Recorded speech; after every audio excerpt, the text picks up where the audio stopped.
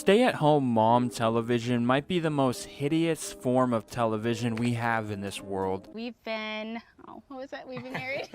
So we've been together for 5 years. We've been together for 5 years. It's all about wholesomeness and family. Yet whenever one beloved couple from these makeover shows gets exposed for saying the N-word or having sex with children, another interracial couple rises from the ashes with the exact same clothes on, weirdly, and an Asian wife to replace the fallen marriage. Really long way to go. Hey, you. Let's do something we've never done before. Do you want your cranberry juice? I want to just have fun with that.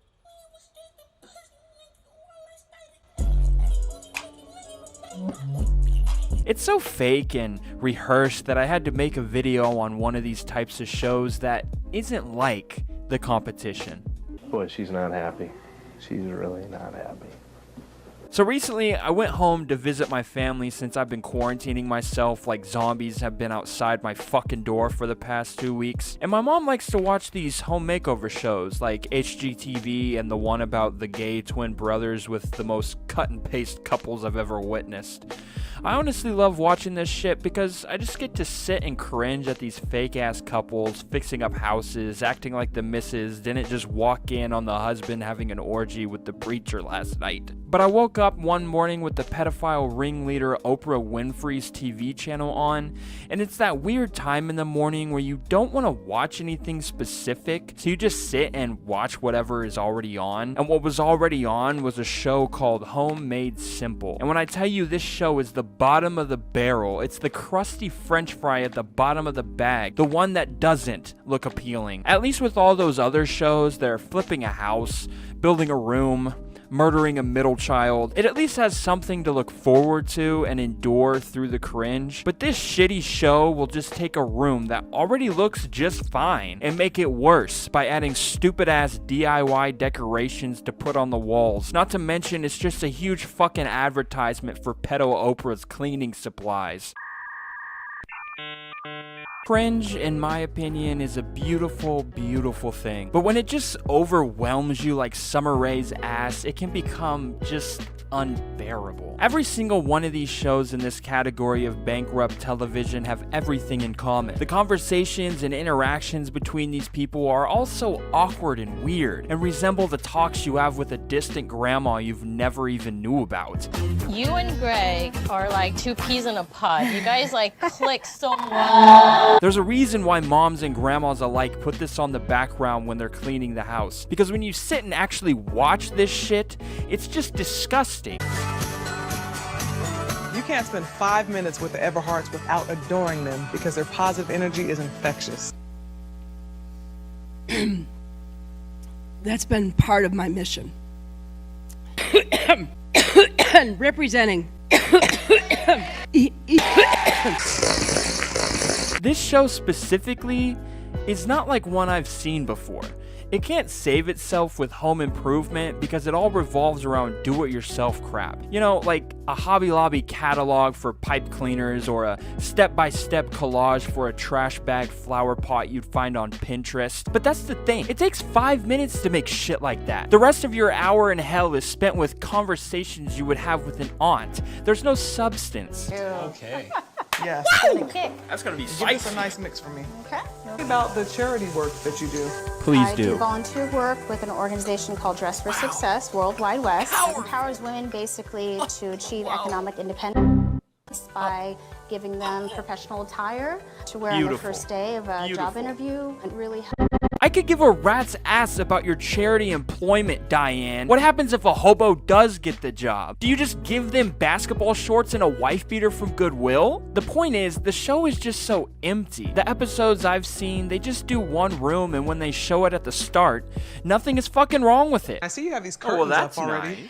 yeah, about On this huge room. But when you walk in here, you definitely wouldn't know who lives here. Damn! That's fucking rude. My living room looks just like that. Are you trying to tell me I should be on Hoarders? Because I think my place looks pretty fucking cozy. What makes me happy is is that at least the show doesn't have a middle-class poser couple at the forefront. Instead, they have Muhammad Ali's daughter as the host. And this is the only half-redeeming quality of this shit show, because it's fun to watch every interaction be a conversation on eggshells, because if you slip up around Miss Ali, she's gonna hit you with a 1-2 punch to the crotch if you're talking shit. So if the producers bring you a wall decoration of literal garbage, or even better, dead ducks from an oil spill to raise awareness for global warming, you better suck it up and put it in the living room, or she's gonna find your ass and instead make your eyelids the new wall decoration. I see you have a lot of books here. I'm a math teacher, so, you know, I like okay. to stay current with my math reading. That sounds like a lot of fun.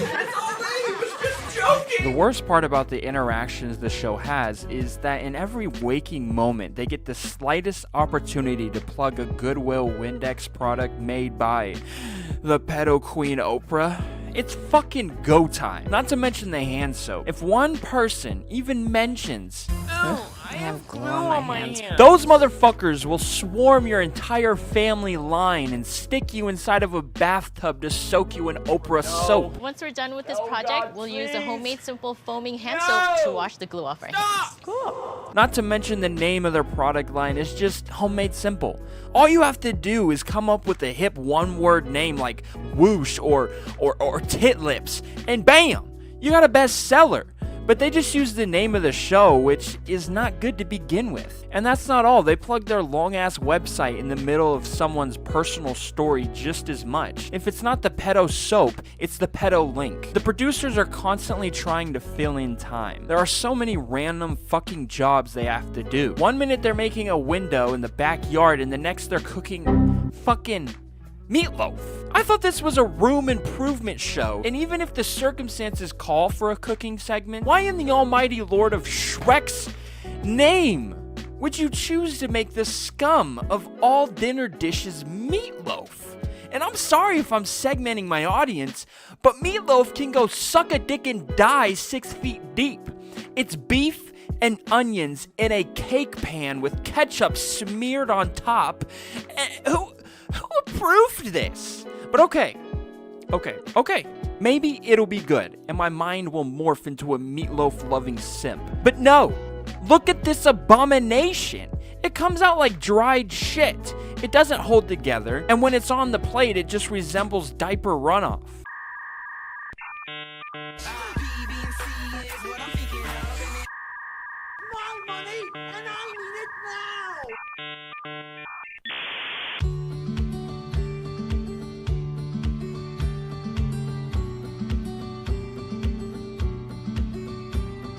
Oh, hi! I'm glad you made it back from commercial. My name's Beff, and today I'm going to show you how to reuse your old grandfather's World War II mug from the trenches to make some spectacular wall art. Let's begin. First, just go looking for that mug. Really search for those memories. Now, just set your space, and when you're all nice and ready, grab a fucking hammer and pummel it down to rubble, like your grandpa did to those Nazi skulls. As you can see, I'm scrummaging in those pieces to pick out the biggest ones to glue. I like to use wasp blood for my hot glue to help with the bee war, but you can always buy some at Walmart. I can't hear shit in these headphones! You're fucking useless, Diego! I tell you 1,000— And we're all done! Just like that. Who said World War II couldn't be fun? We just turned a shitty mug into a beautiful wall poster. May God be with you. I hope to see you again on the next Homemade Bev.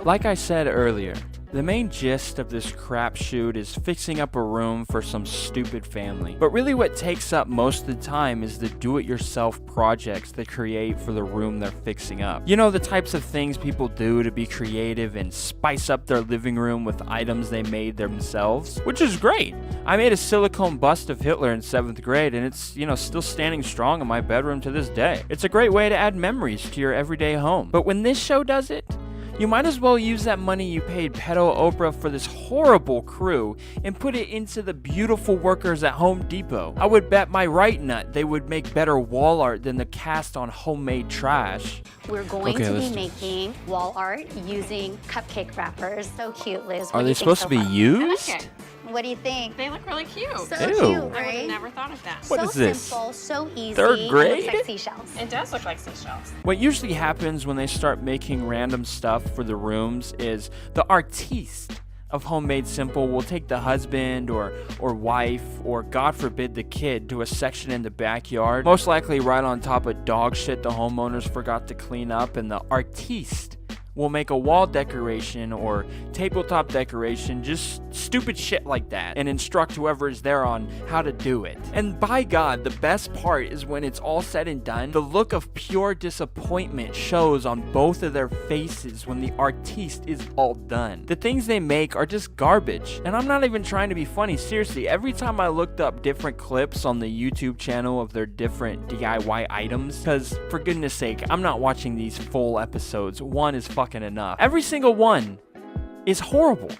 I can just see the pain on the homeowners' faces telling everyone who's watching, did I really pay thousands of dollars for this bullshit? You know, in comics, you Yeah. see people's thoughts and you see the things they're saying. Yeah. What we're going to do today is a whiteboard Yeah. thought bubble for each of you boys. Yeah! We want to clean this board really What is well. there, fucking because we can just stick construction something next to it door? To give a nice clean edge. Okay. So when it's time to clean the whiteboard, I like to use Oh, Homemade no. Simple multi-purpose Oh spray my. and clean it off.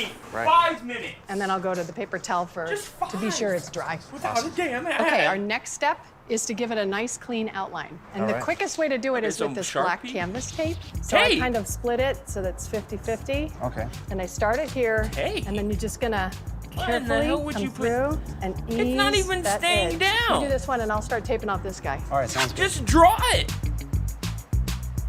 Ready? Yeah. What happens when you erase it, Karen? What do you think?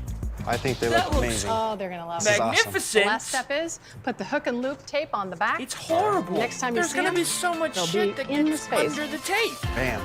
Yay. Perfect. Oh, Yay. he looks Good so job. Thank you. Thank you. Oh, I feel so bad for him. I feel so bad for Remy and Clyde. I honestly feel bad for him because at the end of the episode, they have to hang this ass crack construction paper that has the stupid word on it like faith or family in the damn living room. It would be totally different if the family got together and made an ass crack on construction paper with the word meth on it. But that's just not the case. I mean, shit, it's for the Oprah channel. You're not really expecting anything life-changing here, but holy cow, at least give these lower-class families a couch from Target instead of a hypodermic needle centerpiece symbolizing the daughter's drug addiction. I don't know. I just think it's fucking hilarious to see a show revolve around a certain aspect of DIY projects, but in the end, most of the projects are as good as garbage. And this is where the ad reads infiltrate your eyeballs. The mother will ask Oprah's henchman, "Oh, would you tell me your life story and how you got out of crippling depression?" And not a single eyebrow will be raised before Miss Ali shoves a drumstick with www.homemadesimple.com carved on the side down your fucking gullet. To be honest, this show made me realize those gay twins or that interracial couple on HGTV, sorry, I don't know their fucking names, are really not that bad. At least the houses they fix up are fucking good. Yeah, the conversations are fake and cringy, but shit, they can fix up a house. But these bitches over at Home Simple need to just pack it up and start a new endeavor, maybe as a cashier at Hobby Lobby, or even run finances at Michael's. When you're satisfied, we'll tape it from the back. So why'd you decide to go with black and white when I said I wanted more color?